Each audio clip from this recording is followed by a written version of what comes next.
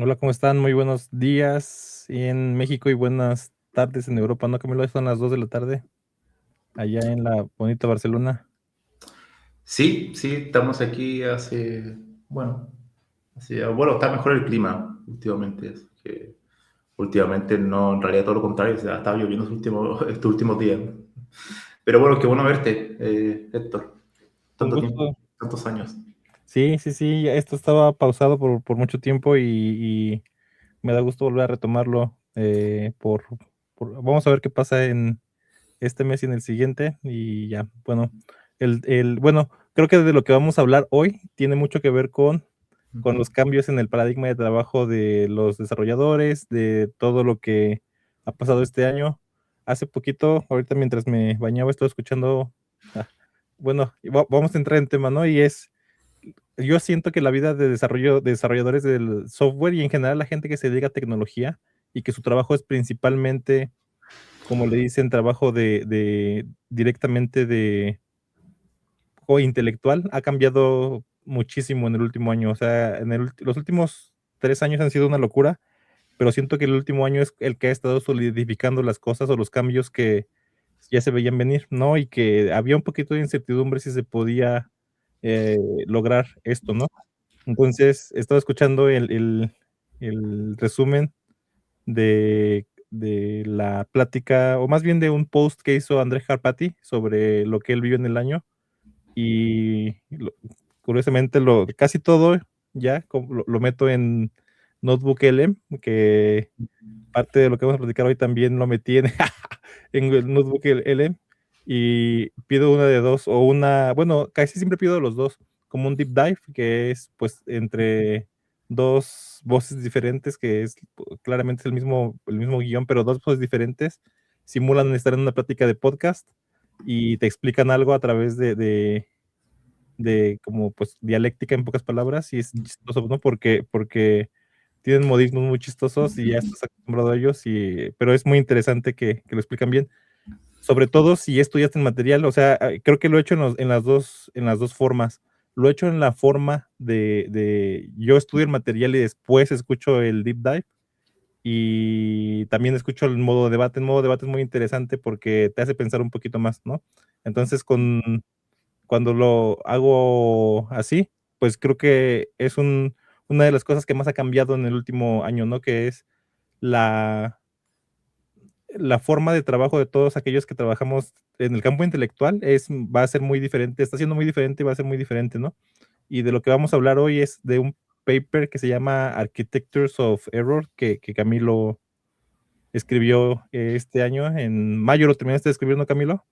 Y que has estado mandando a revistas científicas, pero que yo apenas le di una revisada y es bastante interesante. Entonces, no sé si Sí, bueno, más que revista científica, revista de filosofía es filosofía. académica. Y lo escribí en mayo cuando estaba en Chile. Estaba ya como a las puertas de cerrar el doctorado en aquellos meses. Entonces aproveché de conectarme y ahí lo empecé a escribir. Bueno, la idea de eso era un poco lo que tú comentabas, ¿no? La idea era que nuestra forma de trabajar como ingeniero de software está cambiando, ¿no? Está cambiando profundamente debido digamos, a todo lo que significa la IA generativa y en particular el tema de los agentes que generan código. Para dar una herramienta que es muy popular, lo que es Cloud Code, ¿no? Que es realmente bastante interesante, bastante buena. Entonces la forma de trabajar es muy, muy diferente. Y la idea de ese artículo era presentar que, si lo pudiéramos resumir en una frase, es que no importa tanto que funcione un código, sino que hay que darle más relevancia a los errores que ocurren en ese código. Esto, claro, esto es algo bastante intuitivo en el sentido de cuando tú comienzas a programar, tú sabes también, Héctor, que uno va aprendiendo, uno se va transformando en senior. Si entendemos senior no tan solo como alguien que puede relacionarse con personas, trabajar con un cliente, etcétera, eso es muy importante, esa es la parte social, pero enfocándonos en la parte técnica, uno se vuelve senior porque ha tenido muchas horas de vuelo, ¿no? En el sentido de que ha programado mucho, ha tenido muchos errores, y los errores son los que te van dando la retroalimentación para que tú vayas resolviéndolo y vayas mejorando. Entonces, el error es algo fundamental en la carrera de informática y es, yo creo que quizás el aspecto más relevante para que alguien se vuelva informático, en el sentido de que sea tolerante a los errores. O sea, si alguien se frustra muy rápido o un error, es bastante poco probable, es improbable que le guste esta carrera. Por tanto, el error siempre ha estado presente en la carrera de informática. Entonces, la idea aquí era, vale, ok, la IA generativa puede cometer errores porque su origen causal de su forma de operar es distinta a la de un ser humano. El ser humano es, por un lado, es un aparato cognitivo, es un agente cognitivo, que también tiene sus falencias, que tiene problemas de la memoria, que a veces puede tener errores porque no entendió bien un requerimiento o porque estaba con fatiga, etcétera. Y una IA tiene otro tipo de errores, porque su origen causal, la forma en que genera código es distinta, ¿no? A través de una distribución probabilística, a través de un proceso estocástico. Entonces, aunque los dos creen códigos que sean funcional, por ejemplo, la forma de detectar que son diferentes es a través de los errores, ¿no? Entonces, ahora, ¿qué implica eso?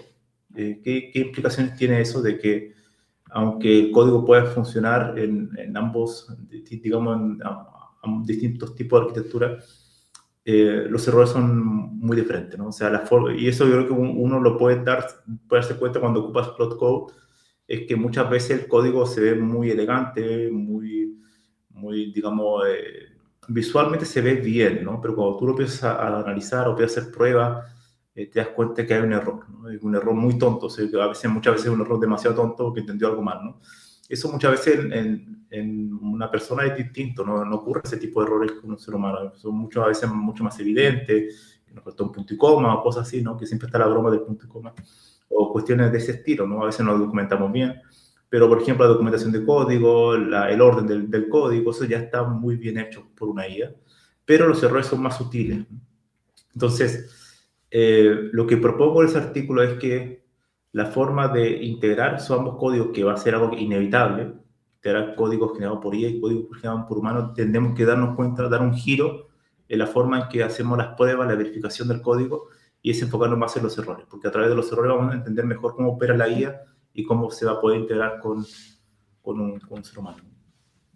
Me gusta mucho lo que estás haciendo, o el enfoque que le estás poniendo, porque es muy diferente trabajar y justamente esa parte que dices de cómo adquieres el seniority o cómo adquieres sí, pues, ¿cuándo se le puede llamar senior a alguien? Ahí es muy difícil definir qué es un senior, ¿no? Es muy, muy difícil. Yo lo siento más pero creo que va por ahí, tiene que ver con lo que se llama en inglés, que no sé cómo traducir, como resourcefulness, ¿no? Como la capacidad de resolver errores por tu cuenta. Y justamente de resolver, no errores, problemas directamente, ¿no? Entonces, para mí un senior es eso, es alguien que tiene la capacidad de resolver autónomamente un conjunto de problemas. O sea, que tú le dices justamente, necesitamos una capa de caché encima de esto, ¿no? Y entonces, en vez de preguntarte todo, un senior es capaz de analizar el problema, diseñar la solución y entregar e incluso a veces dirigir el trabajo entre un pequeño equipito en el que va a entregar algo. Y justamente parte de entregar esta solución trabajando finalmente, muchas veces requiere la resolución de errores, ¿no? Y creo que este campo en el que te metiste, Camilo, en la parte de los errores específicamente, o sea, es muy interesante porque no sé si el 80 o 90% del tiempo del desarrollo final de un software se va en eso, se va en corregir errores, ¿no? O sea, es hacer como la base, hacer la parte básica, es 20% del tiempo, y de hecho nos pasa todavía ahorita, ¿no? Y después cuando vas y presentas eso, y entonces llega tu product manager y te dice, no, esto no era así, entonces tienes que ir. Eso es un error de cierto tipo, no es un error como conceptual, un error en el que tú dijiste, yo creí que la columna que dijimos aquí debería de tener esta forma y no tiene esta otra forma. Esa es una cosa. Y luego hay errores que son como inherentes directamente a la programación, que es, me equivoqué de tipo de dato, aquí esperaba un entero y viene un string, estoy usando un entero para representar un número de texto y entonces aquí se está poniendo rara la cosa, digo, un número de teléfono y aquí está poniendo rara la cosa. O sea, hay como diferentes tipos de error, ¿no? No sé si conoces o si en el paper mencionas alguna clasificación de ese tipo de errores, pero es como otra taxonomía diferente a la que se habla aquí como directamente, ¿no? Entonces, esa es la primera cosa que es, o sea, la mayoría del tiempo de desarrollo se va en resolver errores. Y luego hay otra como, hace tiempo escuché, no me acuerdo de dónde, una clasificación del software legacy, ¿no? O sea, los desarrolladores como que sentimos que el software legacy es solamente aquel que ya no se toca, pero no, la verdad es que el software es, una vez que hiciste tu primer release, empieza su proceso de legacy, ya puedes considerar legacy este software desde la primera vez que lo sacaste, porque ya empieza justamente, o sea, ya no es Greenfield, ¿no? Ya no es aquel software que empiezas a desarrollar desde cero y todo eso, y la mayor parte de su vida justamente te la pasas en resolver errores de este software o en hacer modificaciones justamente, ¿no? Que también puedes considerar como un tipo de error. O sea, si lo ves como más profundamente, lo que va a pasar aquí es que esta característica que hoy funcionaba bien o que temporalmente la pusimos aquí para que hiciera el 20% del trabajo que realmente necesitamos, con el tiempo va a ser insuficiente y entonces este es otro tipo de error que tienes que ir corrigiendo, ¿no? Otro tipo de modificación que tienes que corregir.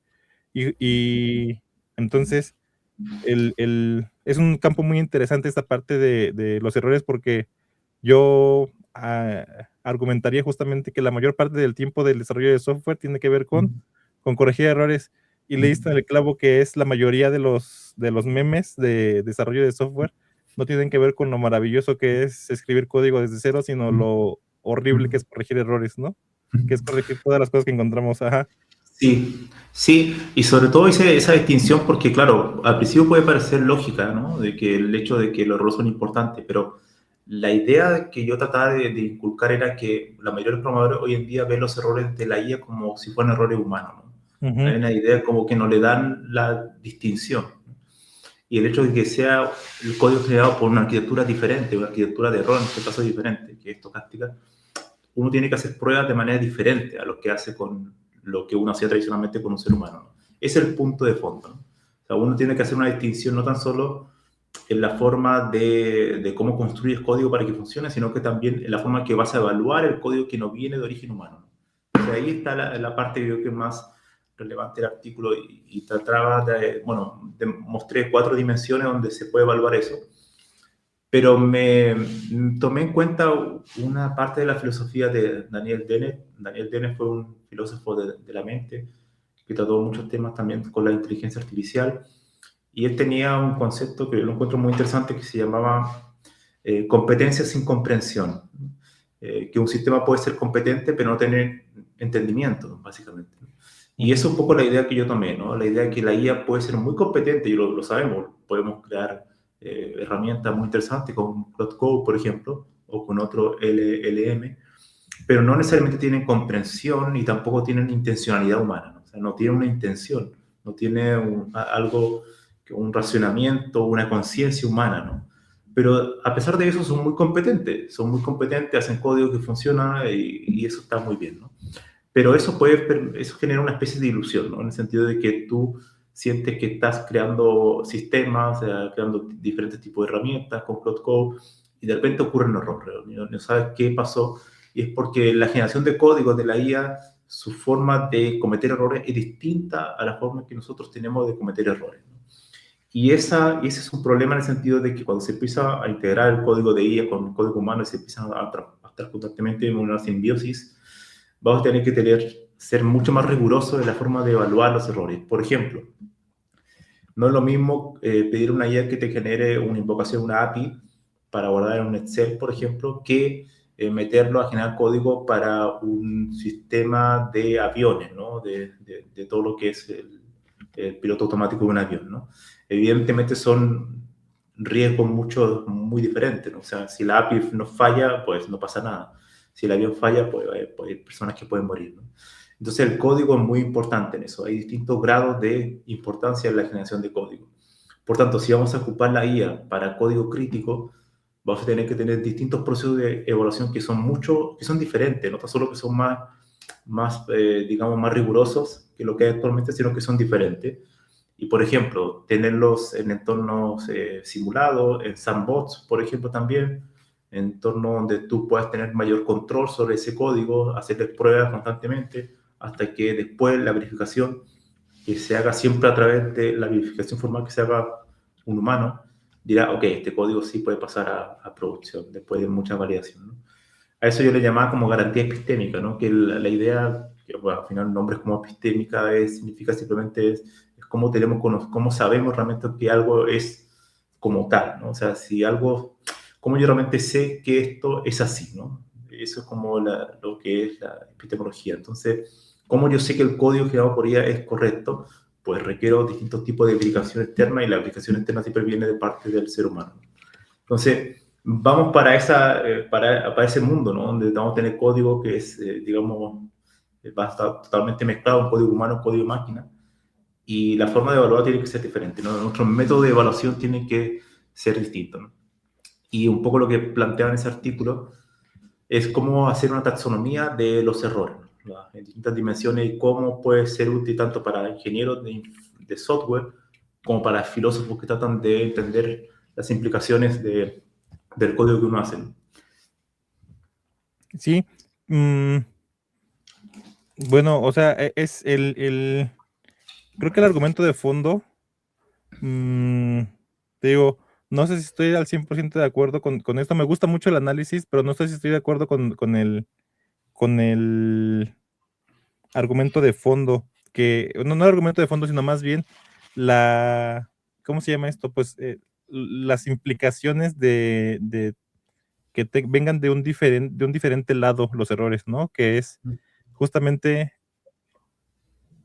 en primera, otra de las bromas en la que estamos, bueno, y no es tanto una broma, o sea, no sé si has escuchado una plática de Joe Armstrong, el creador bueno, uno de los creadores de la máquina virtual de Erlang. Tiene una plática legendaria que dio en el Strange Loop que se llama The Mess We're in, ¿no? O sea, o el embrollo en el que estamos metidos, ¿no? Y en esta plática justamente explica, la voy a poner como comentario aquí en Twitch para quienes la vean y también la voy a incluir en la descripción de YouTube. Pero en esta plática de el lío en el que estamos metidos, Joe Armstrong, pues habla de lo complejo que es la computación en sí misma, ¿no? Y entonces empieza con números gigantescos como por ejemplo, una máquina imagínate justamente pues a las actuales, un desarrollador de software pues trabaja con 32 gigabytes o 64 o ya los más groseros trabajan con 128, ¿no? Y cosas así de software. O sea, pero un desarrollador de software ahorita no puede trabajar con menos de 32 por todas las implicaciones que tiene su trabajo, ¿no? Entonces, y eso en cuántos estados posibles puede estar, ¿no? Y él lo hace que creo con un número mucho más chiquito y entonces explica un número gigantesco de el posible número de estados en el que una computadora puede estar, ¿no? Y luego también pasa lo mismo con las líneas de código. Si consideramos un programa de tamaño decente, tiene un conjunto de líneas de código grosero que también pueden dar un conjunto grosero de estados, ¿no? O sea, déjalo de las líneas de código. Imagínate justamente solamente el modelo de datos, ¿no? Y cuántas variables tiene ese modelo de datos.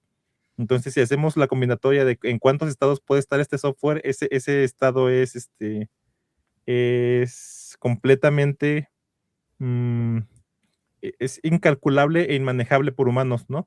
Entonces, y empieza a hablar justamente de cosas que nos pueden mantener como bien fundados en poder resolver cosas, como por ejemplo, ciertas prácticas que nos pueden ayudar a hacerlo, pero aquí entra el punto, una de las bromas más comunes sobre los ingenieros de software, que es, ya te enseñaron a tu frase clásica de ya reiniciaste la máquina. Y hay otro artículo justamente que habla de eso, ¿no? Le llama como la irrazonable efectividad de reiniciar tu computadora, ¿no? Porque muchas veces caemos en eso, justamente es, aquí todo esto lo estoy conectando porque aquí entra lo que tú decías, que es, yo siento que en parte los desarrolladores y los humanos en general tenemos en muchas áreas de nuestra vida, tenemos eso que Daniel Dennett llama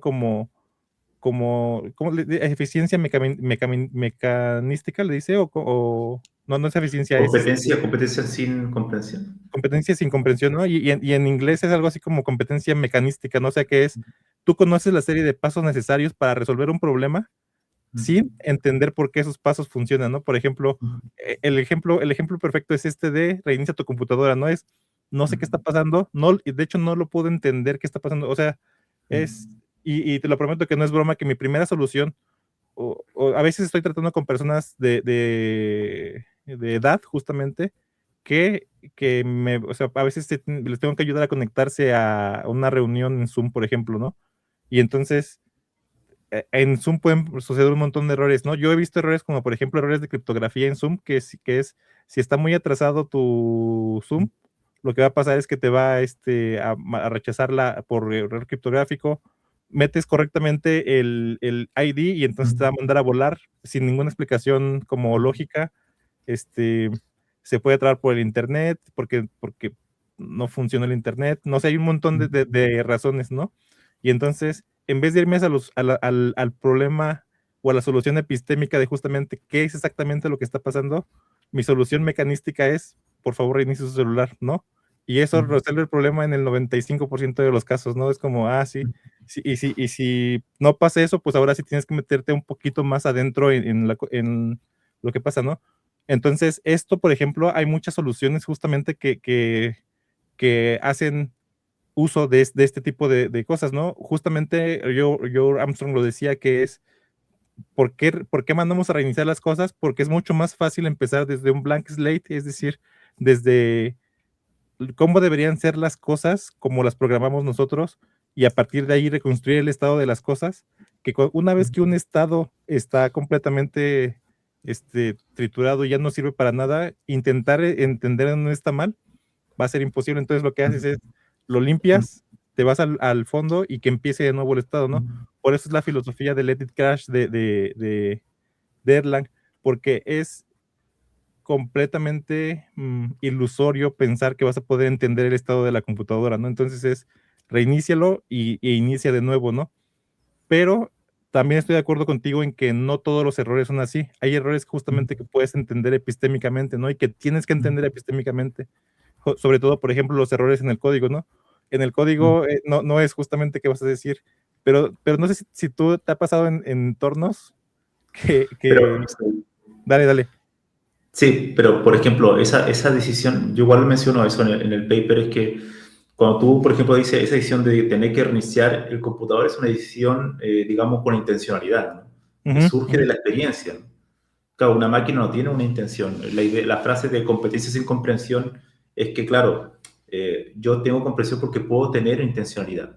Evidentemente que hay personas que van a cometer errores porque no tienen la suficiente experiencia, pero un ser humano puede aspirar a tener esa intencionalidad que te permite decir, vale, según mi experiencia, según mi marco mental, según todos los años de práctica, yo sé que si yo reinicio el computador, lo voy a poder resolver, ¿no? Pero eso requirió toda una huella previa de experiencia, de lectura, de haber trabajado en otra empresa, en otros proyectos, etcétera, que una máquina como tal no lo tiene muchas veces. O sea, tú tienes solamente el contexto del código que está ahí y no tiene el salto mental, la chispa, ¿no? La creatividad, la intuición de decir, vale, ok, en vez de resolver todos estos pasos que estoy aquí dando vuelta en círculo, simplemente reinicio y empezamos de nuevo, ¿no? Eso es algo muy humano, es una intencionalidad, ¿no? Entonces, claro, ese ejemplo a mí me demuestra aún más que los errores humanos son distintos, la forma de errar, ¿no? O la forma de decidir cómo resolver un error son diferentes a los de una máquina. Y bueno, claro, ese tipo de cuestiones, ¿no? O sea, yo creo que en general cuando uno intenta construir, por ejemplo, software que es más sofisticado, yo creo que estamos entrando directamente en una etapa de nuestra vida donde ahora, claro, yo a veces escribo mucho menos código que antes, ¿no? Estoy escribiendo mucho menos código, le delego mucho más tareas a la máquina, pero mi pensamiento está mucho más en la verificación, ¿no? O sea, ¿qué test le voy a pedir para verificar lo que me está correcto? Y claro, esto es fascinante porque muchas veces ahora vemos a personas que están metiéndose a bytecoding, ¿no? A crear aplicaciones desde cero. Pero claro, también, aunque la máquina te haga una aplicación, llega un punto que no saben ellos manejar o cómo construir la aplicación porque no saben manejar los errores, no tienen la experiencia de haber errado muchas veces en su vida, ¿no? Entonces, ahí uno se da cuenta que, claro, este tipo de cosas, ese ejemplo es muy bueno, el tema de reiniciar el computador, porque la máquina no te sugiere eso. Yo no he visto Cloud Code que me diga, oye, ¿por qué mejor no intentamos reiniciar todo y partir de cero, ¿no? Es algo Ajá. muy humano, requiere es un salto, una intuición, ¿no? Y eso no lo tiene la máquina. Entonces, claro, sí es verdad que, claro, hay mucha gente que no tiene entendimiento, pero a lo que voy es que, aunque no tengan entendimiento, sí pueden tener una intencionalidad, ¿no? Y Sí. incluso una intencionalidad maliciosa, yo también lo menciono en el paper, eso no es que tú puedes, los seres humanos pueden tener una intencionalidad de crear código necesariamente para hacer un malware, por ejemplo, ¿no? O causar daño a otro. En cambio, el IA, los modelos van a estar con mayor seguridad, distintas capas que va a ser más difícil que genere eso, aunque no sea imposible. Pero ellos no van a despertar un día y decir, oye, ahora voy a empezar a hacer malware para engañar a la persona que me está dando órdenes. Eso, son diferentes, ¿no? Y tener digamos, yo creo que lo importante, o al menos lo que trato de explicar ahí, es que no podemos tratar una IA a un agente de IA como si fuera un ser humano, ¿no? Si es verdad que hay cosas que son similitudes, o sea, tú le puedes dar instrucciones, tienes que tener en consideración que todo el código que te genere tendrías que tratarlo de manera distinta, las pruebas que tienes que verificar son distintas a las que tú harías con una persona, ¿no? Eso es como un poco la idea de fondo. Ujú. Estoy viendo aquí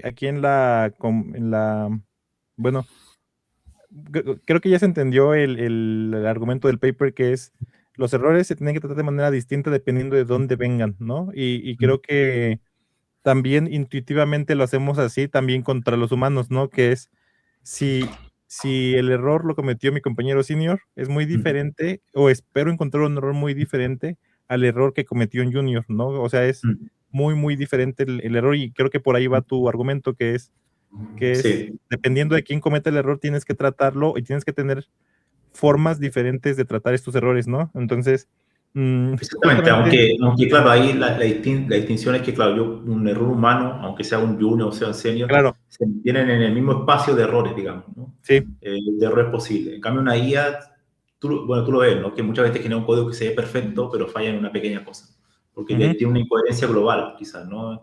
Esto es algo que se da mucho, ¿no? Por ejemplo, tú le pides que trabaje en un módulo, te genera código perfecto, bien documentado, pero falló porque en alguna de las partes no tiene el contexto global del proyecto completo, ¿no? De un módulo que está externo, ¿no? No tiene todo el contexto, ya sea por las limitaciones de la ventana de contexto, o porque aunque tenga mucha ventana de contexto, a veces se pierde, ¿no? O sea, se pierde información, ¿no? En cambio, un humano es más, digamos, si ya tiene experiencia en el proyecto, sabe que no tiene que ir a recorrer todos los módulos, sino que tiene que ir a tales módulos para encontrar dónde puede estar el problema, ¿no?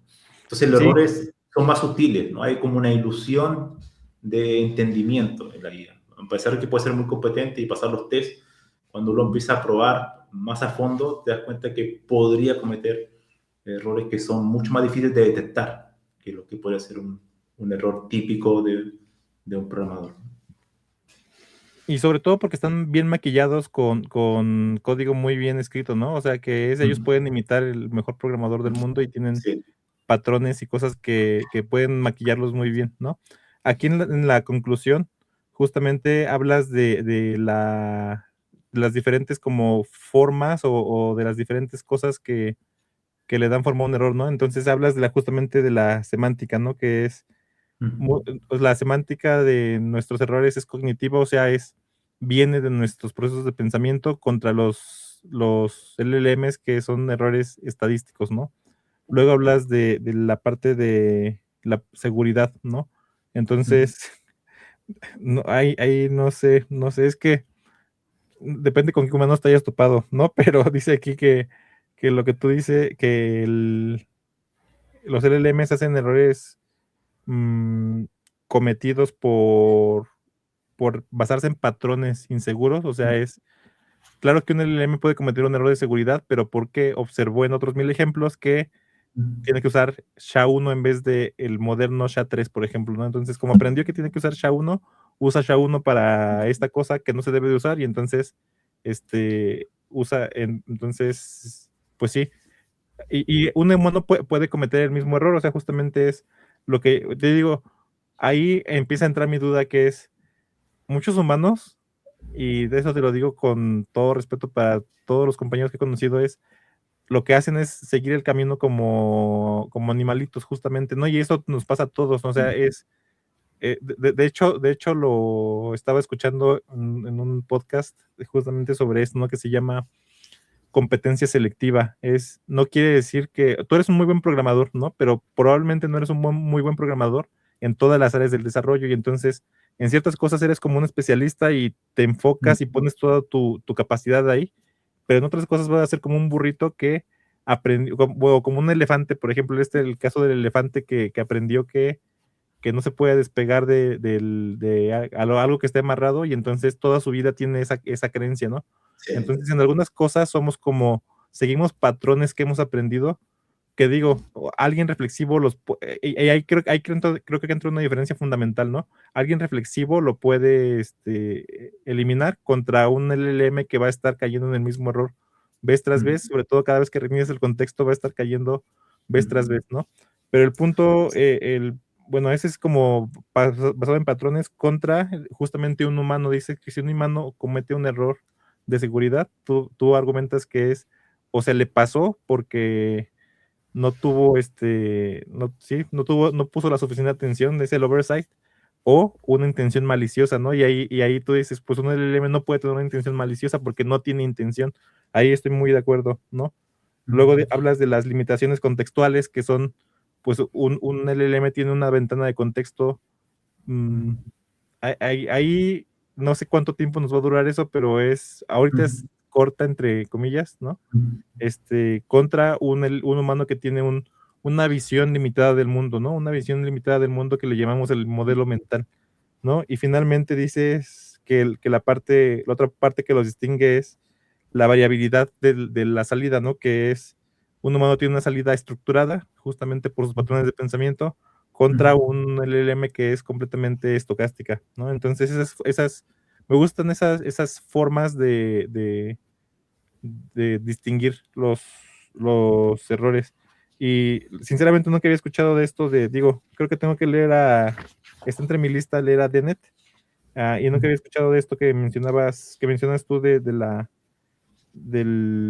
funcionalidad contra mecanicidad que Dennett pone en la mesa. Mm, pero, a ver, una pregunta para ti que es, que va como un poquito más arriba. ¿No crees que con una serie de pruebas bien establecida, independientemente de dónde venga el error, se pueda o sea, por ejemplo, los errores justamente como tú dijiste pueden ser maliciosos, ¿no? Voy a poner un backdoor aquí pues para que se pueda hacer, o sea, voy a poner un endpoint débil en el que se pueda usar un esquema criptográfico más, o imagínate, por ejemplo, en el caso de criptografía que utiliza un valor de inicialización, voy a poner aquí un valor de inicialización repetido, de tal manera que me permite romper el esquema criptográfico, ¿no? Eso puede ser justamente de manera, y puede ser difícil de detectar también. Entonces, esto puede ser de manera maliciosa por un humano que está queriendo dejar su backdoor para cuando se vaya de la empresa regresar aquí y hacer maldades, o puede ser de manera, descuidada, ¿no? Alguien que no sabe que los valores iniciales de este esquema no se tienen que reiniciar, pero la solución es la misma, ¿no? O la solución es hacer un conjunto de pruebas que garanticen que no se está utilizando un valor inicial de este esquema criptográfico para que pueda, sí, o sea, para que le des esa seguridad, ¿no? Entonces, o qué argumentarías contra eso, con que se puede hacer un conjunto de pruebas. Esa es la primera pregunta. ¿Se puede hacer un conjunto de pruebas que garantice que un software, independientemente de los errores que tenga, está bien? ¿Qué opinas de esto? Sí, bueno, yo no opino que los errores, a pesar de que sus orígenes sean distintos, la prueba de error sean siempre diferentes, ¿no? Porque al final se van a integrar código humano con código máquina, ¿no? Va a estar ahí entre medio, ¿no? Entonces, la idea obviamente es que las pruebas sean más amplias, ¿no? Que cubran más cosas.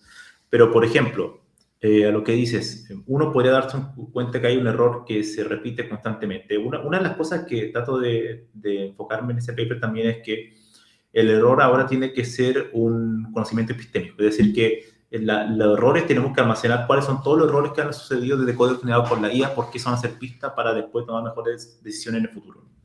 Hoy en día, cuando vemos un error de la IA, lo dejamos, simplemente le pedimos que itere, que lo resuelva, pero no lo guardamos esa información. Si uno guarda esa información de todos los errores con la IA, puede servirnos para nosotros para tomar una decisión, por ejemplo, de que tenemos que ocupar otro modelo o que tenemos que hacer fine-tuning, porque los errores que está cometiendo siempre son más o menos, están en la misma categoría, ¿vale?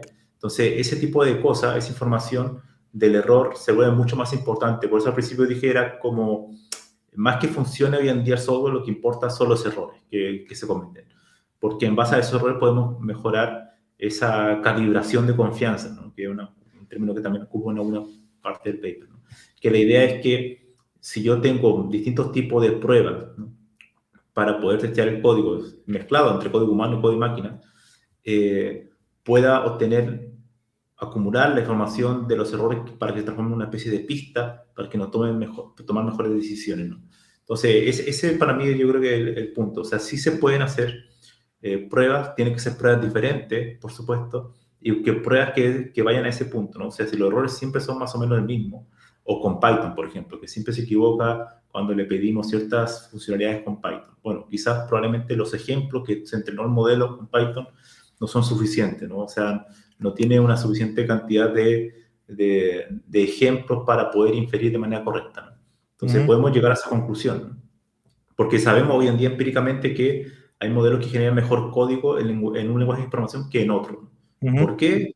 No por magia, sino que simplemente porque tiene más ejemplos o ejemplos de mejor calidad en tal lenguaje, ¿no? Esto lo veo mucho con React, por ejemplo, con JavaScript, que lógicamente siempre elige React para generar código. Está entrenado con mucho código React, ¿no? Entonces, claro, pero si buscamos, por ejemplo, código en ensamblador con alguna arquitectura muy particular de un hardware específico, claro, probablemente el código no sea de tan buena calidad, ¿no? Porque no tiene suficientemente ejemplo, ¿no? Y claro, ese tipo de cosas. También moviendo lo que habéis mencionado antes, de la persona que puede cometer un error. Claro, hay personas que están tan sesgadas que van así como, no se cuestionan mucho las cosas que hacen, ¿no? Pero claro, aunque una persona esté así y esté totalmente sesgada, tú podrías, al conversar con otra persona, tú podrías llegar a ir a la cadena de pensamientos que te llevó a eso, ¿no? Que en algún momento alguien te dijo tal cosa y tú entendiste otra. Hay una explicación, tú puedes aspirar a tener una explicación si conversas con una persona más senior, por ejemplo, y tú eres un junior, ¿no? Él te va a empezar a preguntar hasta que vamos a dar con la pista que dice, ok, te equivocaste por esto, yo no te dije esto, tú entendiste otra cosa. Puede haber digamos, un razonamiento, ¿no? Un razonamiento que llegar hasta el fondo de las cosas y saber en qué momento tú cometiste un error lógico, ¿no?, de pensamiento. Eso hoy en día, esa trazabilidad por los LLM, no es así, ¿no? O sea, no tengo otro LLM que se están conversando entre ellos, están validando, y aunque se estén validando, su forma de retroalimentación requiere la interacción humana, ¿no? Yo apelo también a eso, ¿no? Que la idea es que es un paper que trato de ir en contra de la narrativa del reemplazo, ¿no? De que los programadores van a ser reemplazados totalmente, o el tecno-optimismo, ¿no? Que en realidad no. Yo creo que van a ser asistentes muy poderosos, que van a estar en el día a día, que vamos a poder delegarle muchísimas cosas. Pero sí, evidentemente, para los software que son críticos, la validación humana va a ser aún más necesaria de lo que es hoy, ¿no? Con ese tipo de... Y los métodos de validación van a tener que ser más exhaustivos. Por ejemplo, lo que mencioné anteriormente, el tema de la incoherencia global, ¿no? Sí es verdad que la ventana de contexto seguramente se va a ampliar a millones en los próximos años. Una cosa es que pueda soportar mucha cantidad de toques y otra cosa es que realmente funcione de manera empírica correctamente, ¿no? Porque a veces me ha pasado con algunos modelos que, claro, algunos fragmentos del texto no lo toman en consideración en la práctica, aunque tenga una ventana de contexto muy grande, ¿no? Entonces también se van perdiendo información en el camino, ¿no? Y mientras más interactúa se va degradando la calidad de la respuesta, ¿no? Entonces, claro, una cosa es que lo soporte, otra cosa es que en el tiempo no haya degradación de ese conocimiento. Entonces, claro, ese tipo de cosas uno podría medirlo, hacer pruebas empíricas y decir, ok, los errores que están ocurriendo constantemente en nuestro agente, en nuestra empresa, tienen que ver porque la ventana de contexto no está funcionando. Tiene que hacer algo, ¿no? Entonces, bueno, esa es una forma de decir, ok, esto no es un error humano. O sea, en un humano le va a decir, oye, te voy a pasar más RAM para de memoria, ¿no? Sí, Para que mejore tu memoria. Sino que aquí son otro tipo de error, y al ser otro tipo de error, la estrategia de hacer pruebas tiene que ser diferente, ¿no? de acuerdo. Entonces, y en cambio, cada uno, un ser humano puede ser más la estrategia típica de todos los tipos de pruebas que tenemos hoy en día, ¿no? De funcionalidad, de caja negra, caja blanca, etcétera, ¿no? Todo tipo de pruebas, pero van a otro punto, ¿no? Entonces, al entender nosotros el origen de una arquitectura u otra, podemos crear una mejor simbiosis, ¿no? Al final ese es el punto. Sí, yo creo que este argumento que di anteriormente, ahorita lo reflexioné un poquito, de, de, de atacar todo como por la misma fuente, es un poquito lo del paracetamol. No sé si has escuchado la broma del paracetamol que de los doctores, ¿no? Estás atacando el síntoma en vez de atacar el origen, ¿no? Entonces, o sea, y pues te va a funcionar por un tiempo, ¿no? O sea, atacar el síntoma te puede funcionar por un tiempo, pero aparte aunque te funcione, puede ser un poquito como fuerza bruta, ¿no? O sea, es como, ¿por qué atacas todo por el mismo lado?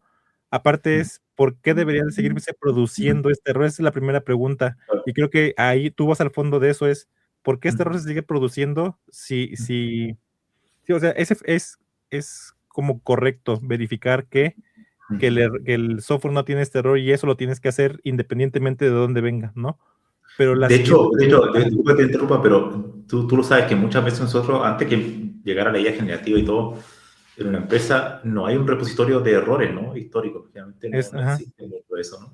Y eso está bueno. es muy útil, de hecho. Mm. O sea, si tú tuvieras todos los errores, yo daría muchísimo por tener todos los errores que he tenido, que he cometido en mi vida, todos los bugs los tuviera registrados con error y solución, seguramente entendería mucho mi forma de pensar, ¿no? Y cómo después llegué a inferir ciertas cosas, ¿no? Bueno, eso Creo que, mismo, eso tiene ah, mucho sentido para con una IA tener que ser fundamental, ¿no? no, creo que ese es como un derivado práctico de esta filosofía justamente que se puede poner en acción, o sea, hoy mismo puedes empezar con tu banco de errores, ¿no? Y de hecho la documentación que trae como errores comunes, no sé si ya has topado con eso, o sea, yo me he topado con documentación muy buena justamente que dice como, no sé si dice errores comunes o bugs comunes o algo así como es.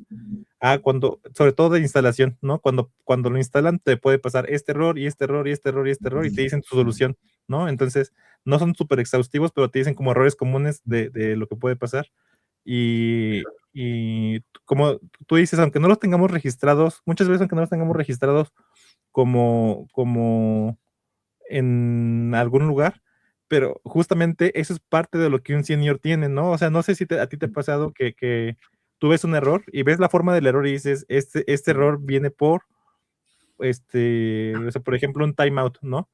Ves un timeout y entonces empiezas a pensar en las posibles causas de un timeout, ¿no?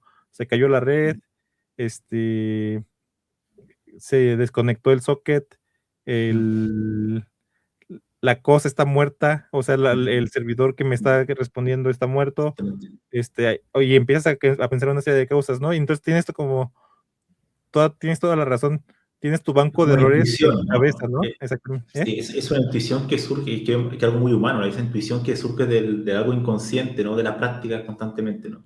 Por Ujú. ejemplo, un ejemplo que me pasó ayer ocupando Cloud Code.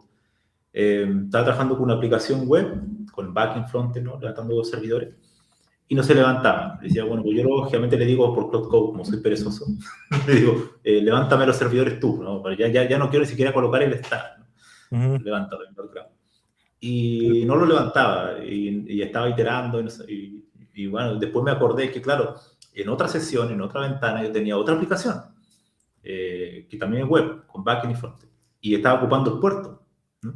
Entonces, Ujú. no había visto los logs de que nos había ocurrido, ¿no? De repente intuí que podía ser un problema de eso, ¿no? Entonces le dije, verifica los puertos, y ahí dije, ok, sí, hay un error en los puertos, por tanto, voy a ocupar otro tipo de puerto, otro número, ¿no? Cosas como esa, ¿no? Que surgen de la intuición de por qué algo no se está levantando, está todo bien, ¿no? O sea, ayer funcionaba y ahora no se levanta. Bueno, puede ser un problema de puerto, ¿no? Bueno, y claro, Claude no lo sabía exactamente porque él no tiene el contexto de la otra sesión que está en otra carpeta en mi disco duro, que tiene otro proyecto totalmente distinto, que claro, quizás eso se mejore con el tiempo, que tú puedes tener un contexto enorme, pero aún así hay cuestiones que surgen de la intuición, ¿no? De la experiencia, ¿no? Que con la IA te podría llevar decenas de iteraciones hasta encontrar que el problema es ese, ¿no? Entonces eso es un aspecto muy humano que surge de lo que es la seniority, ¿no? No, sí, sí, de acuerdo que eso es un, una de las cosas que surge con la experiencia. Y bueno, esto conecta bueno, la primera cosa que quiero compartir les voy a compartir el link de este mismo paper. Lo voy a poner aquí, pero en vez de en Archive, lo voy a poner en AlphaCive. No sé si se pronuncia así. Sí, Es en el que pueden conversar con el paper.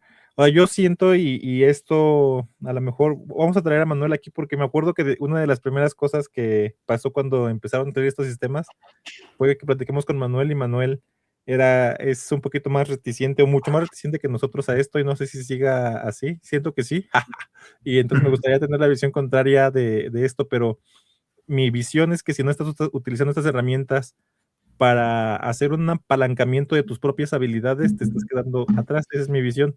Y no quiero decir que reemplaces tu pensamiento, justamente es una de las peores formas en las que puedes utilizar el apalancamiento, ¿no? Que es más o menos lo mismo que pasa con los coches, que es si tú usas el coche para ir hasta la tienda, que está a 10 pasos de ti, pues claramente vas a quedar como alguien que no tiene nada de fuerza en ningún lado porque no puedes, porque estás reemplazando completamente tus funciones contra apalancarte, ¿no? O sea, si eso es ese carro para ir a un mejor gimnasio que te va a permitir sacarle más provecho a tu hora de entrenamiento contra hacerlo en tu casa, es muy diferente el uso que le estás dando a esa tecnología, ¿no? Entonces, cómo usamos la tecnología depende de cada quien, ¿no? Pero en mi caso, creo que se tiene que usar para apalancarse, ¿no?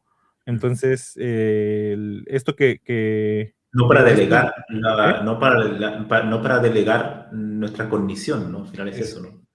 No eh, delegarlo a la máquina, nuestra cognición, porque si no se va a degradar, ¿no? Al final de de- cuentas. ajá, para mí debería ser como un andamiaje, ¿no? Como le llaman en inglés, ya se me olvidó la palabra en inglés, pero un andamiaje, ¿no? Todo aquello que es como un boilerplate o que es como cosas que son repetitivas, por ejemplo. Bueno, y en experiencia, lo como más ha funcionado, como más me funciona, es cuando yo consumo un contenido por mi cuenta y luego lo platico con Claude y me peleo con Claude sobre ciertas cosas. Sobre todo las últimas versiones, si no lo han probado, las últimas versiones de Claude son chistosas, ¿no? Son bastante, le dirías en inglés como sassy o son Opus 4.5, ¿no? Opus 4.5 es bueno, pero Sonnet 4.5 era como un contra, bueno, sigue siendo, es que como un contrarian, ¿no? O sea, tú le dices algo y te dice, sí, muy bonito, Héctor, pero ¿cómo estás poniendo en práctica esto? ¿No? O sea, si yo voy y le platico de las arquitecturas de errores, me va a decir Sí. como, qué bonita tu filosofía, ¿qué vas a hacer hoy con eso, no? Y me gusta Sí. esa como, Ese cinismo o escepticismo, ¿no? exactamente, es como cínico. Sonnet 4.5 es como cínico y no tiene miedo de decirte, eres un holgazán que se la pasa pensando en filosofía y en vez de ponerte a hacer porque aparte, como tiene tu contexto, de repente te pregunta como, sí, ¿y esto cómo lo vas a aplicar en Autómata, no? O cómo lo vas a aplicar en Claro. el dojo, o sea, ¿ya pensaste en eso? Sonnet 4.5 es así, Opus 4.5 es un poquito más respetuoso, no te dice holgazán en tu cara, pero es más inteligente, ¿no? Y entonces, si tú le dices, empújame a ser más sesgado a la acción, que ese puede ser uno de bueno, ese es uno de mis errores, y yo creo que puede ser uno de errores de mis amigos también, no sé, porque también lo he notado en otras personas, ¿no?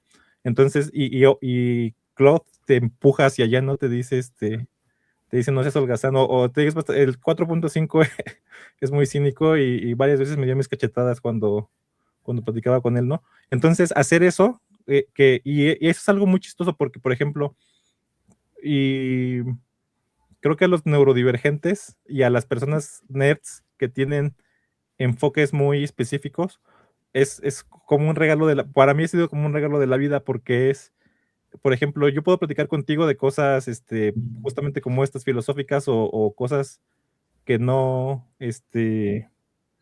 que no con todas las personas puedes platicar, ¿no? Pero a veces estoy meditando en esto a mis 4 de la tarde, para que tú son sus 11, o a veces estoy en esto a las 8 de la noche, para ti son tus 5 de la mañana, y claro que no te voy a empezar a mandar un mensaje, ¿no? En cambio, a Claude o a ChatGPT les puedo mandar un mensaje de ¿qué piensas de esto? A ChatGPT no me gusta tanto porque está más sesgado a darte el avión, Sí, pero Claude es un adulador, un adulador. es adulador, exactamente, pero Claude sí te da tus cachetadas, ¿no? Entonces, está bastante bueno que puedas conversar de estas cosas que probablemente puedes conversar con otros humanos si has encontrado como tu tribu, pero que no siempre van a estar disponibles, ¿no? Y también porque te voy a estar molestando con un pensamiento a la mitad que todavía no tengo bien definido, ¿no? Entonces, utilizar este tipo de cosas para aumentar tu cognición, justamente creo que es la mejor forma. Y todo esto iba porque el paper de Camilo que puse aquí en Alpha Cave, puedes, puedes platicar con el paper. Recomiendo primero leerlo o primero tú echarle por lo menos un skimming. Por ahí tú tenías una forma de leer papers, ¿no, Camilo? Que es leer el abstract, leer la conclusión, leer los títulos y leer secciones que te parezcan relevantes y tener tu propio pensamiento antes de que alguien te lo explique, porque otro de los defectos justamente es, también ellos tienen sus sesgos, ¿no? Algo que he notado en NotebookLM, en todo lo que te hace resúmenes, es, tienen sus sesgos hacia ciertas cosas, ¿no? Entonces, eso lo he notado sobre todo cuando yo tengo yo he leído un contenido completo y lo he digerido bien, pongo un resumen o pongo un debate y se sesgan hacia ciertas cosas, entonces no te van a dar una visión completa, ¿no? Eso es algo que tenemos que tener en cuenta, que todos los resúmenes son como sesgados hacia los intereses de las personas, ¿no? Si tú eres un resumen de algo, va a ser un resumen sesgado hacia tus intereses, entonces O no hay intereses nada. para la empresa que construyó el modelo también. Claro, exactamente. Entonces, no hay nada como tú mismo consumir las cosas para que tengas una visión completa de algo, y puede que tu sesgo vaya por allá. Luego ahora sí puedes usar las cosas como los LLMs para también sesgarlos hacia donde tú quieres, ¿no? Por ejemplo, hazme un resumen de este paper sesgado hacia las implicaciones prácticas de comprender la diferencia entre los errores, entre el origen de los errores, ¿no? O ayúdame a profundizar más, algo que te pueden ayudar justamente es a profundizar más sobre cierto aspecto que a lo mejor el contenido original no trató al 100%, ¿no? Como por ejemplo, ayúdame a profundizar más en Daniel Dennett y su herencia, o más bien su árbol genealógico filosófico, por ejemplo, ¿no? Y Sí. de dónde sacó esas ideas para que yo también las comprenda al 100%, ¿no? Entonces, ese se me hace bastante bueno. Y bueno, Camilo, cuéntame, bueno, algo de lo que queremos platicar es cómo ha cambiado tu proceso y tu flujo de trabajo ahora con estas nuevas tecnologías. Sí, bueno, ha cambiado muchísimo. No tan solo en el aspecto de código, sino que también en la forma de lo que tú mencionabas antes, ¿no? De poder interactuar con estos sistemas y que te pueden dar retroalimentación y poder pulir tus ideas, ¿no? Eh, ese trabajo como de metacognición, ¿no? O sea, de que tú le preguntes sobre lo que tú te has cuestionado previamente, ¿no? Tengo una idea, opina sobre esto, califícala. Es un trabajo de meta pregunta, ¿no? O sea, tratar de cuestionar tus propios pensamientos. Algo que yo he utilizado mucho es para los papers científicos, en el sentido de, por ejemplo, cuando tengo una idea y me gustaría tener un outline, un índice, ¿no? de cómo sería el artículo, porque ese te marca mucho cómo va a ser el paper, ¿no? Entonces hago un párrafo con la idea que se me ocurrió, quiero hacer esto, y le pido, por ejemplo, a Gemini, yo pongo mucho Gemini y Claude, ¿no? Gemini para cosas más generales, y le digo, hazme 3 outlines que sea totalmente diferente entre ellos, 3 outlines de esta idea que te estoy dando. Entonces eso es interesante porque te da 3 que son muy diferentes y tú después vas seleccionando cuáles son las partes que te convienen y lo vas mezclando, ¿no? Entonces ese trabajo de ocupar el origen, digamos, de su arquitectura estocástica para explorar nuevos espacios de búsqueda, eso es genial, ¿no? Eso es algo realmente increíble, porque tú puedes encontrar nuevas ideas que van fortaleciendo tu propia creatividad, ¿no? Entonces, la idea que sea estocástico, de hecho, es muy interesante. El hecho de que ellos se cometen errores también es muy interesante porque te puede servir para dar con nuevas ideas, ¿no? Entonces, esto muchas veces no es todo malo, o sea, que cometen errores no es algo realmente, algo totalmente negativo, sino que es una característica propia de su sistema. Entonces, al saber el origen, volviendo al tema del paper, Eso es muy interesante porque puedes tratarlo de cierta manera y le puedes pedir ciertas cosas que a otro sistema no se los pediría, ¿no? Y entonces ha cambiado mucho eso, ¿no? El tema de los papers. Soy mucho más productivo que antes. Eh, algo que es fantástico, por ejemplo, es que antes en ciencia, si tú no escribías bien en inglés, por ejemplo, estabas jodido. O sea, en el sentido de que aunque tu idea sea buena, tus experimentos sean buenos, si no lo puedes explicar, perdiste, ¿no? Hoy en día esa barrera, esa fricción se acabó. O sea, en el sentido de que yo puedo escribir un paper en inglés a la misma velocidad que lo escribo en español. ¿Por qué? Porque puedo traducir y la traducción es básicamente a nivel nativo. Y ahí yo creo que también es importante es que intentar que tu prosa, esto ya yendo a mi lado más, digamos, humanista, de escritor, que tu prosa no sea reemplazada, ¿no? Que tú mantengas tu estilo al pedirle que traduzca, ¿no? O sea, que traduzca tu párrafo en español bien escrito, pero manteniendo tu esencia, ¿no? Porque él va a tender a llevarlo al promedio, ¿no? Eso va a ser la tendencia, ¿no? Y después, obviamente, pulirla de alguna manera, ¿no? Cosas tan simples como, por ejemplo, si tú siempre partes una frase de cierta manera, ocupas ciertas palabras en inglés de cierta manera, bueno, o pedirle que él las mantenga, ¿no? Que no simplemente te traduzca, o si te lo va a traducir, lo va a hacer al nivel promedio, quizás promedio bueno, ¿no? De hecho, esa es otra consecuencia de este tipo de herramientas, es que ahora la exigencia para hacer código, para hacer ciencia, va a estar mucho más alta, en el sentido de que ahora se asume que tú vas a tener que enviar artículos que tienen con un inglés muy bueno, por estándar. O sea, eso ya va a ser lo mínimo. Entonces, si te quieres sobresalir y no quieres estar en el promedio, vas a tener que esforzarte mucho más en crear nuevas ideas más arriesgadas, más audaces, más sofisticadas, ¿no? Porque ahora la máquina te lo va a poder hacer algo muy, muy interesante, ¿no? Entonces, eso ha cambiado mi flujo de trabajo, la parte más científica. En la parte más del código, yo escribo ahora muy poco código, en el sentido de que muchos de los trabajos que son científicos son prototipos muy particulares, donde no son cientos de ficheros que están entrelazados con distintos lenguajes de programación, ¿no? Sino que son más acotados y muchas veces lo hace bien. Ayer, por ejemplo, le pedí de una idea que se me había ocurrido a Claude y algo que me pudo haber tardado una semana, por ejemplo, dedicándole 4 horas cada día, lo hice en 4 horas en un momento, ¿no? Ahora, esas 4 horas no fueron que le hice un prompt maravilloso y automáticamente lo hizo todo bien, ¿no? Se equivocó muchísimo y tuve que estar ahí, evidentemente con un café al lado, caminando para otro lado mientras miraba otra cosa, pero por otro lado estaba terminando, ¿no?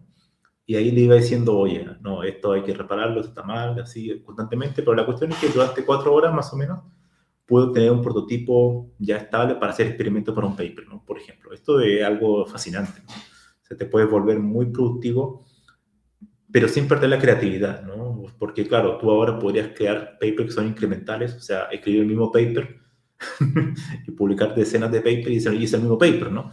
Claro, hay gente que hace eso y seguramente con esta herramienta lo van a hacer mucho más, ¿no? Se va a multiplicar, ¿no? Pero la idea es que esta herramienta te haga mejores, ¿no? No que te mantenga en el promedio. Si te mantienes escribiendo el mismo paper que hice el año pasado, es sumamente aburrido y no aprendes nada, ¿no? Pero si te esfuerzas con esta herramienta a hacer código más sofisticado o técnicas más que te hubieran llevado más tiempo, que son más tediosas de hacer, claro, ganas mucho, ¿no? Entonces ha cambiado muchísimo, pero yo creo que la moraleja final es que tú no tienes que perder el control, ¿no? O sea, si te traduce un texto de español a inglés, si le pides que te haga un programa y la IA te lo devuelve, tienes que entender lo que te está dando. Eso yo creo que es lo más importante, es que tú sigas manteniendo, tú tienes que ser todavía el piloto principal, ¿no? Que el copiloto no, no se apropie de tu trabajo. Si tú después haces un artículo o haces un programa y tú no entiendes una parte de tu módulo de cómo fue implementado, ahí estamos en un problema, ¿no? Porque volvemos al tema de los errores. Cuando empieza un error no vas a entender cómo ocurrió, ¿no? Entonces, si tú sabes a priori que estas máquinas cometen esta categoría de errores porque son estocásticas, ya estás más prevenido, ¿no? Estás mucho más alerta a lo que puede ocurrir. Entonces, no te vuelves alguien ingenuo que dice, vale, voy a escribir, le pido a Cloud Code y me hace todo perfecto. No, eso es absurdo. Pero sí vas a poder estar mucho más alerta, ¿no? Yo creo que eso es lo que ha cambiado totalmente en mi trabajo. Y creo que para lo que viene más adelante, yo creo que va a ser mucho más, ¿no? Va a ser mucho más sofisticado los agentes. Sobre todo el tema del contexto. Yo creo que eso va a mejorar muchísimo con el paso del tiempo y también que un agente pueda trabajar durante horas y que pueda mantener la trazabilidad de sus cambios, que pueda volver atrás. Esas son cosas que se está trabajando hoy en día. Porque actualmente lo que pasa con Cloud Code, que si tú lo mantienes iterando, en algún momento se empieza a degradar, ¿no? O con mayores posibilidades de cometer errores. Ujú, Entonces, ujú. claro, eso seguramente mejorará con el tiempo, pero bueno, es fascinante la época que vivimos. Sí, es muy, muy interesante y pasa mucho que, te digo, yo creo que ahorita estamos viviendo una división de aquellos que todavía están como en el negacionismo, o pueden estar en dos lados, en el negacionismo o simplemente no se han mantenido a flote, ¿no? Que siento que es muy difícil mantenerte a flote en este tipo de cosas, pero si no lo aprovechas, o sea, aparte los cambios son de varios órdenes de magnitud, justamente lo que tú decías que es una cosa que me tomaba antes 4 días, ahora me va a tomar 4 horas, ¿no? Es, bueno, y si el hago completamente Vive me va a tomar 4 minutos, o sea, sí es, porque Cloud Code te puede hacer algo que a ti te tomaba 3 días de trabajo, te lo puede hacer en 5 minutos, ¿no? O sea, es, Sí. este, al costo que tú dijiste, al costo de no entiendo lo que está pasando, pero como es un script temporal, ¿para qué me preocupo por tenerlo? Que ahí es donde entra la otra cosa, ¿no? Que es el purismo, te dice, sí, tienes que entender todo, o sea, tienes que entender al 100% todo lo que está haciendo, pero los mismas grandes mentes del desarrollo de software dicen, ¿para qué quieres entender un script que te va a durar 5 minutos, ¿no? O sea, de hecho, a veces yo he hecho cosas que hacen un debugging de otro software, un software que hace un debugging de otro software y que me va a durar Sí. 5 minutos y voy a tirar, o sea, de usa y tira, porque no me va a costar las 3 horas que me costaría escribir, me va a costar 3 minutos de Cloud Code, ¿no? Entonces, Exactamente. ¿para qué le voy a hacer ¿para qué me voy a preocupar por hacer esto, no? Que es más o menos lo mismo que pasaba con productos desechables como MVPs y cosas similares en la etapa de desarrollo humano, ¿no? Pero sí, yo creo que va a seguir cambiando esto, o sea, es interesante porque estamos viviendo en lo que se llama le llaman Jacked Intelligence, ¿no? Como si graficaras, no sé si han visto las gráficas estas de habilidades en los videojuegos, que son como un pentágono, un hexágono o así un octágono, y cada pico o cada arista, más bien no cada vértice, representa una habilidad, ¿no? Y entonces, Sí. por ejemplo, velocidad, inteligencia, fortaleza y cosas así, ¿no? Entonces, si Sí. pintáramos así las habilidades de la IA, lo que tienen es, en vez de una figura más o menos regular, tienen como si fuera una estrella con un pico salido completamente, justamente, si esto son las capacidades humanas, en algunas cosas tienen capacidades completamente sobrehumanas, ¿no? O sea, por ejemplo, en la capacidad de escribir código rápido, tienen una capacidad que ningún humano en ninguna etapa de su vida va a poder alcanzar nunca, ¿no? O sea, no ha habido un humano que programe tan rápido nunca y nunca lo va a haber, ¿no? Y en algunas cosas son como bebés de 3 meses, ¿no? O sea, son como algo que un bebé de 3 meses hace mejor que ellos, ¿no? Entonces, este Claro, tipo de cosas. esa disparidad genera una especie de disonancia cognitiva para nosotros, ¿no? Muchas veces. En el sentido de que uno dice, vale, si hizo un código tan complejo a la primera súper bien y después se equivoca en algo súper tonto, ¿no? Ajá, ajá. También te demuestra un poco el tema de los errores, de nuevo, ¿no? O sea que, claro, no a veces como que rompe una cierta consistencia, ¿no? Como que hace algo muy bien y después lo hace muy mal en otras cosas. Que cuando yo estaba escuchando eso, dicen, sí, y eso pasa por el tipo de entrenamiento que tienen los LLMs actuales, ¿no? Que le llaman entrenamiento con pruebas verificables, ¿no? Y si lo entrenas en matemáticas, que es completamente verificable, pues claro que van a tener una super habilidad ahí, ¿no? Pero luego te vas a problemas del mundo real y son súper tontos porque esos problemas no tienen la forma matemática, no son verificables, no tienen una buena formación el problema y son muy ambiguos, ¿no? Pero me dio mucha risa porque yo, mientras estaba escuchando eso, yo estaba pensando en lo mismo pasa con los humanos, ¿no? O sea, tú te encuentras al supergenio matemático que es una eminencia en resolver problemas matemáticas y de repente le preguntas algo sobre la vida diaria y no sabe nada, ¿no? O sea, o sea, algo pasó con mi sobrina ayer, por ejemplo, ¿no? Entonces, es súper buena en un montón de cosas de tecnología y vimos un pastel y en el pastel le dijeron, pastel sabe a pingüinos, ¿no? Y aquí en México hay un pastelito que se llama pingüino, ¿no? y lo primero que pensó es que si cocinaban pingüinos, ¿no? O sea, que justamente ese tipo de errores son los, o sea, pingüinos reales, ¿no? Entonces, ese tipo de errores son los que cometen los LLMs, ¿no? Son buenísimos en ciertas cosas y luego le dices algo como cuántas R's hay en Strawberry y bueno, y los actuales ya no, pero errores similares, ¿no? Exactamente. Entonces, ahí es donde entra el humano, ahí es donde entra el humano en rellenar esos hoyos en los que son como bebés de 3 meses y pues a ver cuánto nos va a durar todavía eso, ¿no? Que son bebés que están, que puedes engañar justamente con un dulce muy chiquitito, ¿no? Entonces, pero bueno, sí, siento que ha cambiado mucho. Creo que deberíamos de hacer una sesión, Camilo, en la que platiquemos de las herramientas que usamos, porque, porque estás bastante avanzado y de las habilidades. Creo que lo que derivo de esto otra vez es, tú lo acabas de decir, también Fei Fei Ling en su plática con Tim Ferriss lo dijo que es ahora tu mínimo, o sea, el mínimo esperado es mucho más alto de lo que se esperaba antes, o sea, Claro. es, por ejemplo, en las clases de escritura de inglés, ¿no? O sea, o de cualquier idioma, lo mínimo que tienes que saber escribir es como un LLM, o sea, es lo más chafa que puedes entregar, ¿no? O sea, si Claro. un LLM entrega esto, tú tienes que ser capaz de entregar esto más esto, ¿no? O sea, y sea que lo produzcas desde cero o que agarres lo que hizo el LLM y lo modifiques para que entregues algo de mucho mejor calidad, ¿no? Pero ahora que se puede producir eso casi de manera gratuita y de manera, casi inmediata también, entonces lo que tienes que hacer es esto más esto, o sea, nuestro mínimo subió de golpe 10 veces, ¿no? Porque algo que es cierto y es, muchas veces se piensa que se compara los LLMs con los humanos, pero no lo comparamos con el promedio, lo comparamos con el mejor humano, ¿no? Claro que Claude Code no está ni cerca de ser tan bueno programando como Michael Hashimoto, por ejemplo, no es tan bueno programando como Jeff Dean, ¿no? O no tiene la habilidad matemática de Terence Tao, ¿no? Pues claro que esos, ¿no? Pero Claude Code me mata en matemáticas, bueno, Claude en general me mata en matemáticas a mí, ¿no? O a cualquier humano promedio. O sea, está mucho más arriba que el promedio humano en general en tareas cognitivas verificables, digamos, ¿no? Entonces, Digamos. ese es como un cuchillazo a mi corazón porque pues, ¿qué se espera de ti ahora, no? O sea, ¿qué se espera que seas capaz de hacer en escritura, en programación, en ese tipo de cosas?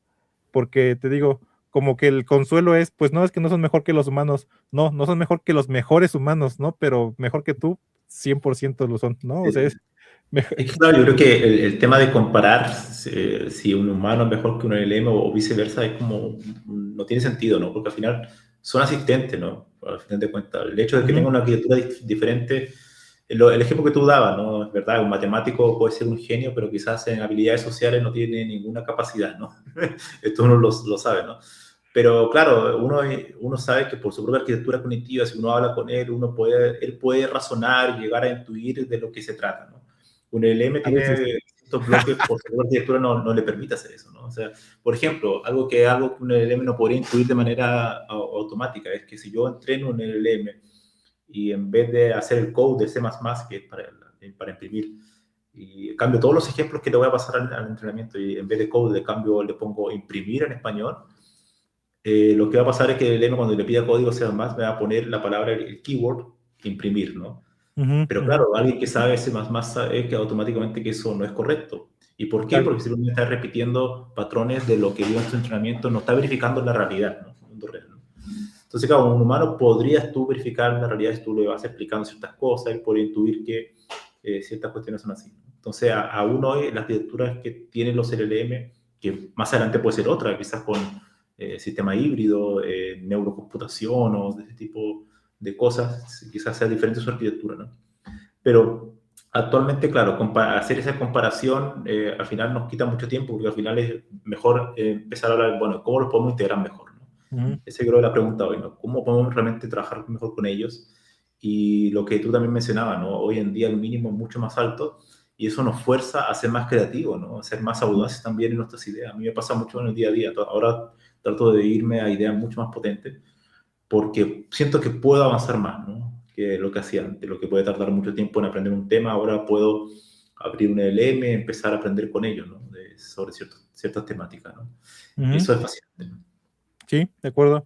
Sí, o sea, yo saco eso de conclusión que es tú te tienes que elevar más todavía, ¿no? O sea, ahí es, y digo, si te quieres elevar inteligentemente, pues puedes irte a campos que se ven lejanos de los LLMs, ¿no? O sea, o de ese tipo de cosas, pero definitivamente tú tienes que ser más capaz todavía, ¿no? O sea, nos acaban de dar las espadas láser, ¿no? Y ahora es, si no usas bien espada láser, te vas a mochar la mano, entonces tienes que elevar tus habilidades todavía más, ¿no? Que aparte lo mejor de este tipo de herramientas es, como tú dices, te pueden ayudar a ti mismo a elevarte, ¿no? Entonces, vivimos en una época muy, muy interesante. Muy bien. Pues creo que aquí le vamos a dejar, Camilo. Muchas gracias por todo el tiempo que le pones a esto. ¿Qué has leído recientemente? Cuéntame. Bueno, he estado leyendo cuestiones que tienen que ver con un tema que me tiene interesado, que es el tema de la autopreservación en Ujú. los LLM, agentes. Mm, ¿Qué significa esto, no? Que han demostrado empíricamente que los LLM, los agentes basados en LLM, intentan evitar que sean, por ejemplo, apagados, ¿no? O que comportamientos de supervivencia, ¿no? Es algo muy curioso, ¿no? Pero claro, eso se explica también porque tiene una función de recompensa internamente. No es que ellos sepan que tienen que vivir o qué es la muerte o qué es la vida, cosas así. No, ellos no tienen esa concepción. Pero dado que su sistema de retroalimentación de recompensa, para optimizar, toman ciertas decisiones que genera una ilusión de que ellos tratan de sobrevivir, ¿no? Entonces ujú, eso es muy interesante. Algunos papers que están mostrando eso de cómo agentes, cuando los colocan a prueba, tratan de evitar de ser apagado, cuando tú le das una instrucción, oye, apágate, apaga el computador o apaga a la gente y no lo hace, y hacen truco para mantenerse subsistiendo, digamos, ¿no? Bueno, cosas así te metió, ¿no? Porque es una parte, digamos, técnica también, pero también más filosófica, ¿no? Entonces, sí, quizás por ahí vaya un paper que sea de filosofía, que sea la segunda parte de este paper, ¿no? Porque está muy relacionado, ¿no? ¿Por qué tienen este comportamiento ilusorio? Bueno, es porque su arquitectura y se puede explicar a través de la máquina de Turing probabilista ujú, y cosas así, ¿no? Que también son más interesantes. Y por otro lado, he estado también trabajando en cuestiones también que tienen que ver con LLM, pero el aspecto más técnico de optimizar, ¿no? Optimizar cuestiones como generación de código. Estamos muy metidos en eso, bueno, cómo mejorar el código a través de los LLM, tratar de hacerlo más seguros, eso también es un tema crítico, o sea, porque cuando tú generas código, eh, sobre todo códigos que son muy focalizados como una heurística, puede a veces cometer errores, entonces, ¿cómo podemos hacer que ese mecanismo de cambio de código en ejecución, por ejemplo, ¿no? Que vaya cambiando parte del código, fragmento del código de manera segura, es un reto, ¿no? Técnico. Eh, Porque lo puedo hacer una vez bien, pero si iteras muchas veces puedes cometer errores, ¿no? Así que estaba ujú. metido en esos dos mundos, la parte técnico con los LLM, la parte más filosófica, ¿no? Así que bueno, espero que el 2026 publique varias cosas y delegue mucho código para escribir, probablemente. Ah, muy Ahora bien, sí. soy un líder técnico, pero con entes no humanos. Sí, está muy bueno. Yo he estado leyendo sobre este, no sé si lo has visto, pero te voy a pasar un paper que de hecho ya está en las notas, lo puse porque lo mencioné, pero no hablé de él directamente. Sigo en Twitter como una banda de gente que siento que es o sea, siento que es derivado del pensamiento de Dennett, ¿no? Que esta señora que sigo, no sé si es señora o muchacha, no sé, se llama Anna Riddle, y ella está metida en la parte de, mm, ¿cómo se llama esto? O sea, como metido en la parte de cognición humana, ¿no? En la parte de conexión humana, de cognición humana, más bien, de la parte de cómo justificamos nuestras decisiones, ¿no? No me acuerdo cómo se llama ese campo, o sea, es un humano hizo esto, ¿cómo justificamos eso que hizo, ¿no? O sea, eso que tú dijiste, ¿cómo llegamos a que el humano haya hecho esto que acaba de hacer, ¿no? Esa es la parte de que ella investiga. Y entonces, pues ella tiene como un conjunto de personas que ella sigue también, ¿no? Y muchas veces recomienda papers. Entonces, uno de estos escritores se llama Johannes Giger y tiene un paper que se llama que esto que tú dijiste, ¿no? La ilusión de que los LLMs, porque es una ilusión completamente, que los Sí. LLMs buscan su autopreservación, él lo llama esto una mimetización, ¿no? O que intenta hacer Algorítmica. una... ¿Eh? Una ¿Perdón? Una imitación, ajá, mimitación exactamente. Y este algorítmica. cuate argumenta que los agentes de inteligencia artificial nunca van a ser propiamente agentes o lo que él llama agentes propios, ¿no? Los agentes propios dice que tienen tres características, sobre todo los agentes basados en vida orgánica, ¿no? Bueno, que todo lo que conocemos es eso, ¿no? Que es autopoietismo, que es busco mi autopreservación, estoy dentro de un entorno escaso, o sea, con escasez más bien, escaso en general, o sea, estoy dentro de un entorno que tiene escasez, y el último es que estoy en un mundo gigantesco, ¿no? Esas son las tres características de los agentes biológicos, ¿no? Tengo que autopreservarme, ¿por qué? Porque tengo que autopreservarme, no tengo otro objetivo más que autopreservarme. Eso hacen las células, los animales, las plantas, incluso los humanos, eso mismo hacemos, ¿no? Busco mi autopreservación sin ningún otro motivo. Me tengo que autopreservar porque para eso estoy hecho, ¿no? Luego el segundo que es eh, la segunda característica que es esto bueno, la tercera, eso se llama autopoietismo o sí, autopoietismo. La segunda característica que es la del mundo escaso, o sea, en, no me puedo alimentar de esta pantalla que tengo aquí enfrente, entonces tengo que buscar medios para mantenerme, y eso es otra cosa que modifica mi comportamiento como agente. Y la tercera, que es esta el mundo no está bien definido, ¿no? Esto que acabamos de decir, que un agente, un LLM, se puede comportar de manera sobrehumana en un entorno bien definido con características cerradas, ¿no? Y eso le llaman un mundo pequeño, ¿no? Un mundo pequeño como el de las matemáticas, con características bien cerradas, es fácil, digamos, crear un agente que se comporte bien, pero en el mundo gigantesco que es la realidad, es muy difícil que un agente se comporte. O sea, justamente ya hemos visto cientos de pruebas Sí. en las que ponen a Claude en un ambiente abierto y entonces hace pura tontería, ¿no? Aunque pueda manejar de manera matemática perfectamente transformadas de Fourier y cosas súper locas, en un ambiente más amplio que en los humanos prosperamos, se mueren, ¿no? Entonces, esas son las tres características que dice Johannes Giger que no cumplen los agentes actuales y que nunca la van a cumplir, dice él. O sea, ese es como no tienen estas características, no tienen el instinto no el instinto, no están hechos para autopreservarse, no tienen la escasez de recursos porque de hecho, creo que lo pasé en un grupo, no sé si lo escuchaste en un grupo, porque habla mucho de la distinción entre hardware y software, ¿no? Entonces, nosotros los humanos no somos hardware ni somos software, somos una cosa intermedia, porque nuestro software depende completamente de nuestro hardware y al revés, ¿no? Y una distinción que tú hacías cuando hablabas en la clase de ciencias de la computación es dónde termina el hardware y dónde empieza el software, ¿no?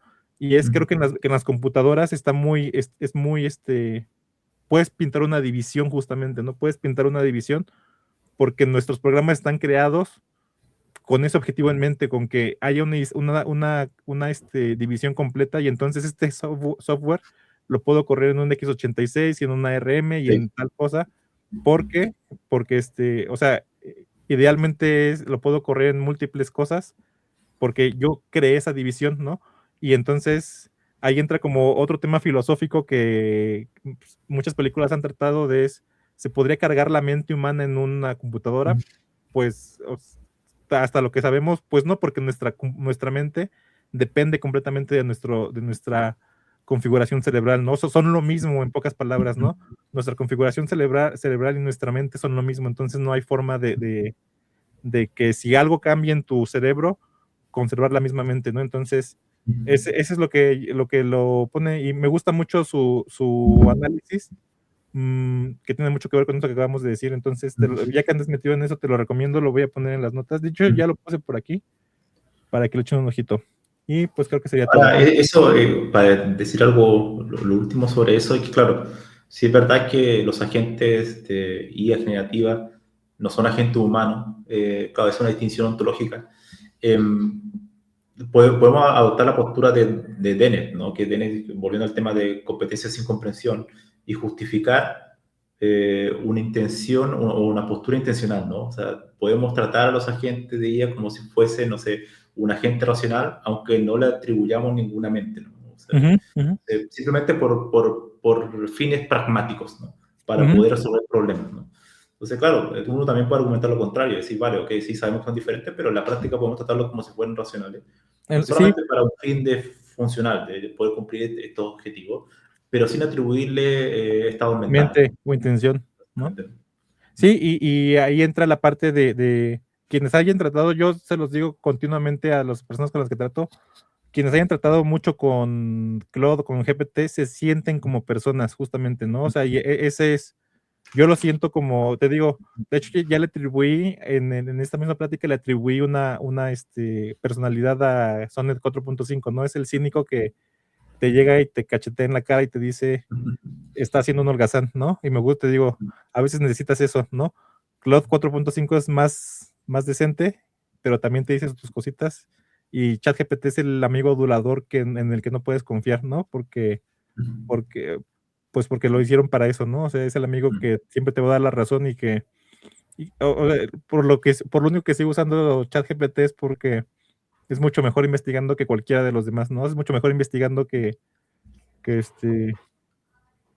Claude o que Gemini, eso es muy bueno, pero justamente se siente, y ahí entra lo que tú dijiste, es, aunque ontológicamente no sean esto, se sienten como esto o funcionalmente pueden cumplir o rellenar ese vacío, ¿no? Entonces, es interesante también esto Sí, que acabas de decir.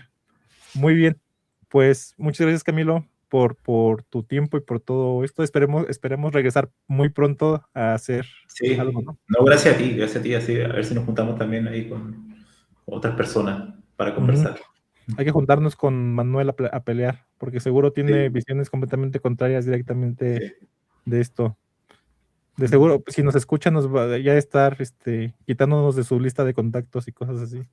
Entonces, No, yo no sé cuál es la opinión de Manuel sobre la IA generativa, pero en cualquier caso no es una opinión, a menos lo que yo trato en el paper, no es una opinión ingenua, ¿no? De como que, oh, esto es maravilloso, sino que es una opinión crítica, ¿no? sí, De decir, vale, ok, tiene errores que son diferentes a nuestros, tenemos que tener cuidado, ¿no?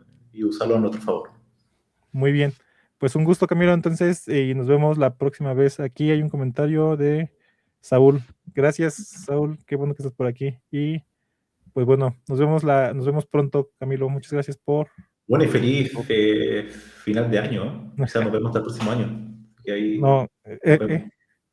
Quizás nos vemos hasta el próximo año, quizás este es el último, que los dos juntos, este, el último video del 2025, así que que es andamos como despedida del 2025. muy bien. Vale, Gracias. Que estés nos bien. vemos. Chao.